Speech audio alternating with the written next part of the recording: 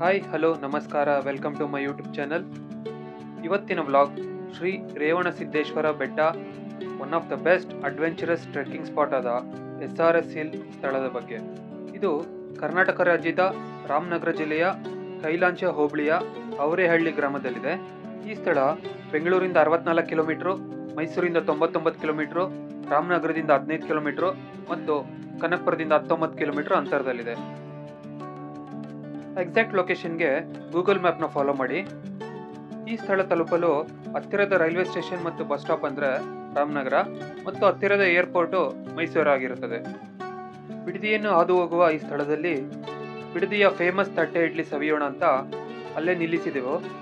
ಸ್ಟಾರ್ಟಿಂಗಲ್ಲೇ ನಾವು ಇಬ್ಬರು ಕರ್ನಾಟಕ ರತ್ನರಾದ ಪುನೀತ್ ರಾಜ್ಕುಮಾರ್ ಮತ್ತು ಶಿವಗಂಗಾ ಸ್ವಾಮೀಜಿಯವರ ಫೋಟೋವನ್ನು ಕಾಣಬಹುದು. ಒಳಗೆ ಸೆಲ್ಫ್ ಸರ್ವಿಸ್ ಕೂಪನ್ ತಗೊಂಡು ಮಾರ್ನಿಂಗ್ ಬ್ರೇಕ್ಫಾಸ್ಟ್ನ ಅಲ್ಲೇ ಮುಗಿಸಿದೆವು.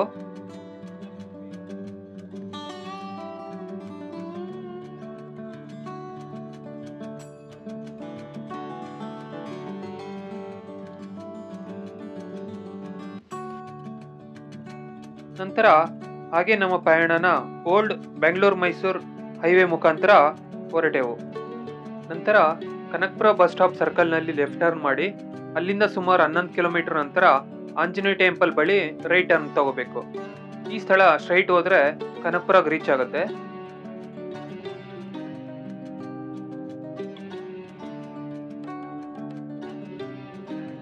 ಇಲ್ಲಿಂದ ದೇವಸ್ಥಾನ ಬೆಟ್ಟಕ್ಕೆ 3 ಕಿಲೋಮೀಟರ್ ಆಗ್ತದೆ. ಪ್ರವಾಸಿಗರಿಗೆ ಮೊದಲಿಗೆ ದೇವಸ್ಥಾನದ ಕಾರ್ಯಾಲಯ ಸಿಗುತ್ತದೆ. ಈ ದೇವಸ್ಥಾನದ ಯಾವುದೇ ಸೇವೆ, ಹರಿಕೆ ಮತ್ತು ಇತ್ಯಾದಿ ಸೇವೆಗಳಿಗೆ ಇಲ್ಲೇ ರಸೀದಿಯನ್ನು ಪಡೆಯಬೇಕು.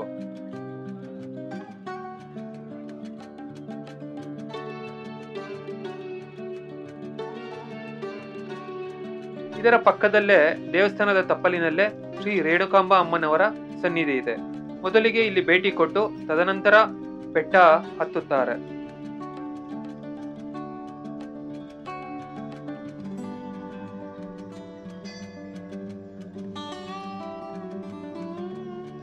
ಇದು ಅಮ್ಮನವರ ತೇರು ಮತ್ತು ಉತ್ಸವ ಮೂರ್ತಿ.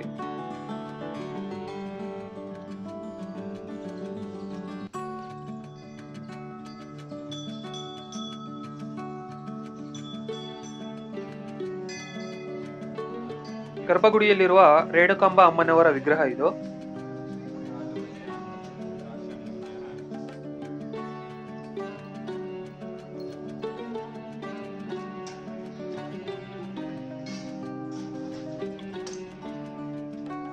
ಅಲ್ಲಿಂದ ಮುಂದೆ ಬಂದು ಬಲ ತಿರುಗಿದರೆ ಬೆಟ್ಟಕ್ಕೆ ಹೋಗುವ ದಾರಿ ಸಿಗುತ್ತದೆ. ವೀರಭದ್ರ ಸ್ವಾಮಿ ಗುಡಿಯವರೆಗೂ ಕಾರ್ನಲ್ಲಿ ಹೋಗ್ಬೋದು. ಓನ್ ಗಾಡಿಲಿ ಬಂದವರು ಇಲ್ಲಿ ಪಾರ್ಕಿಂಗ್ ಫೀಸ್ 30 ರೂಪಾಯಿ ಪೇ ಮಾಡಿ ಹೋಗ್ಬೇಕು. ಇದು ಸ್ವಂತ ಗಾಡಿಯಲ್ಲಿ ಬಂದವರಿಗೆ ಹೋಗುವ ದಾರಿ. ಪೂರ್ತಿ ಕಾಲ್ನಡಿಗೆಯಲ್ಲೇ ನಡೆಯುವ ಭಕ್ತರಿಗೆ ಇದರ ಪಕ್ಕದಲ್ಲೇ ಮತ್ತೊಂದು ದಾರಿ ಇದೆ.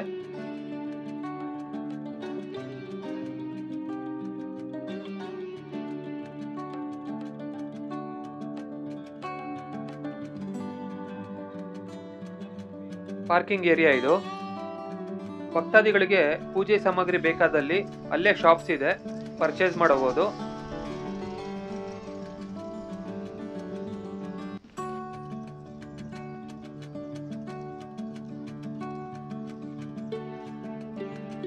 ಇದು ಕಾಲ್ನಡಿಗೆಯ ದಾರಿ.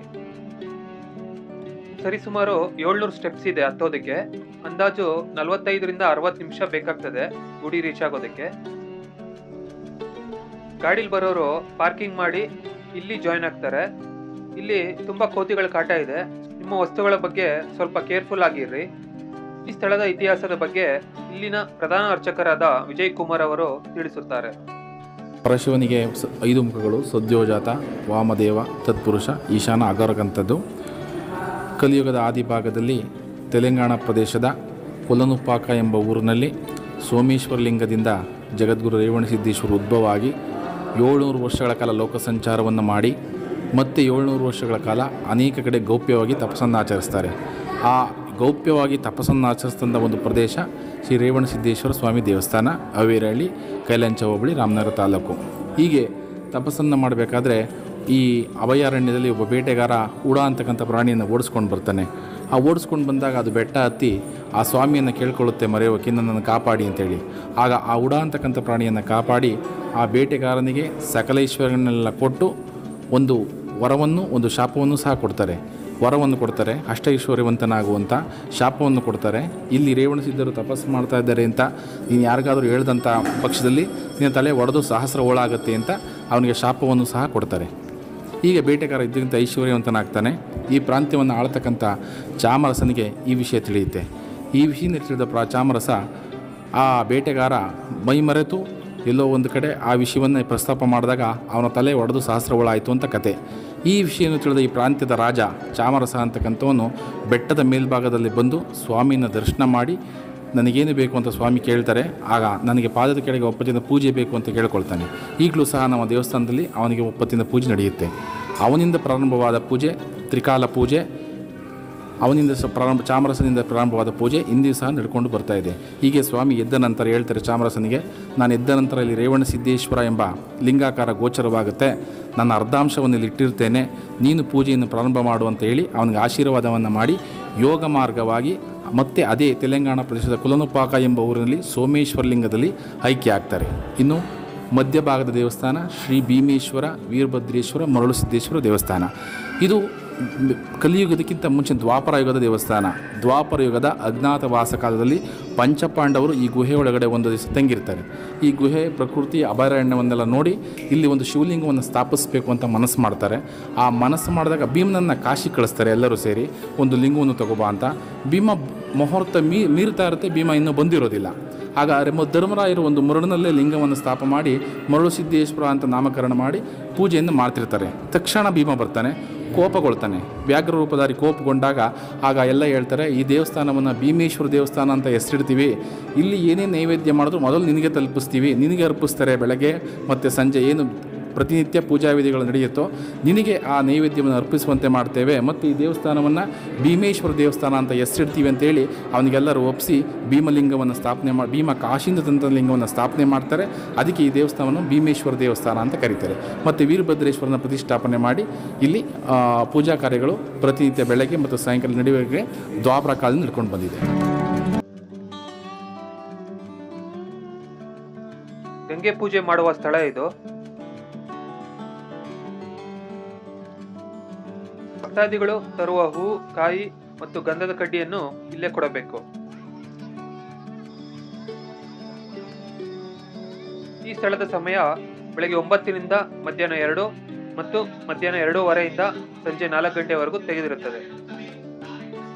ಸಂಜೆ 3ರ ನಂತರ ಬೆಟ್ಟ ಹತ್ತಲು ಬಿಡುವುದಿಲ್ಲ, ಎಂಟ್ರಿ ಲಾಕ್ ಮಾಡುತ್ತಾರೆ.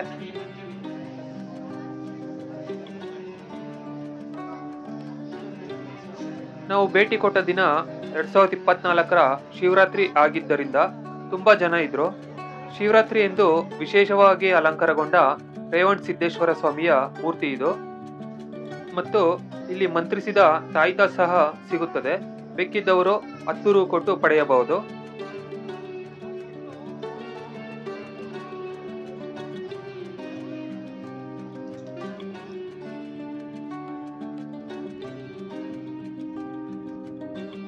ದರ್ಶನದ ನಂತರ ಮತ್ತೆ ಬೆಟ್ಟದ ತುದಿಗೆ ಬಂದು ಅಲ್ಲಿರುವ ಪುಟ್ಟ ಗೋಪುರದ ರುದ್ರಮುನೇಶ್ವರ ಮತ್ತು ಸಿದ್ದರಾಮೇಶ್ವರ ಲಿಂಗವನ್ನು ದರ್ಶನ ಪಡೆದೆವು. ಪ್ರಕೃತಿಯ ನಯನ ಮನೋಹರ ಮತ್ತು ಮನಮೋಹಕ ದೃಶ್ಯವನ್ನು ಕಣ್ತುಂಬಿಕೊಂಡೆವು. ಈ ಬೆಟ್ಟದ ಅಡಿಯಿಂದ ಮುಡಿಯವರೆಗೂ ಒಟ್ಟು 3 ದೇವಸ್ಥಾನವನ್ನು ಇಲ್ಲಿ ವೀಕ್ಷಿಸಬಹುದು.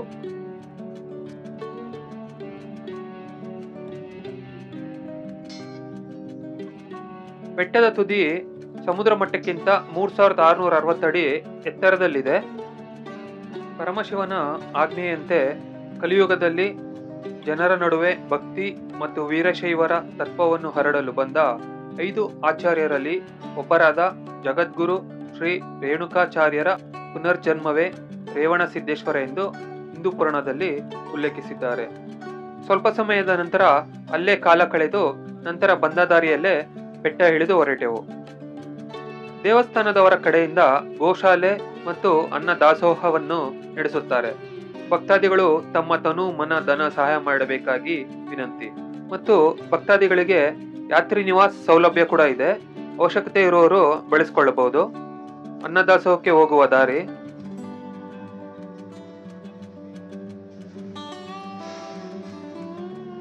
ಅನ್ನದಾಸೋಹದ ಛತ್ರ ಇದು.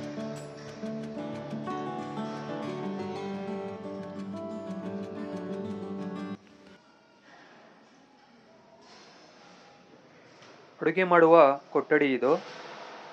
ದಯವಿಟ್ಟು ಯಾರು ಪ್ರಸಾದವನ್ನು ವೇಸ್ಟ್ ಮಾಡಬೇಡಿ. ಎಷ್ಟು ಬೇಕೋ ಅಷ್ಟು ಹಾಕಿಸ್ಕೊಂಡು ಹೊಟ್ಟೆ ತುಂಬ ಊಟ ಮಾಡಿ.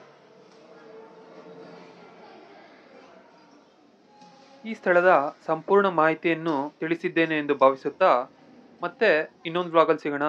Thanks for watching. ಅಲ್ಲಿವರೆಗೂ ಟೇಕ್ ಕೇರ್. Good bye.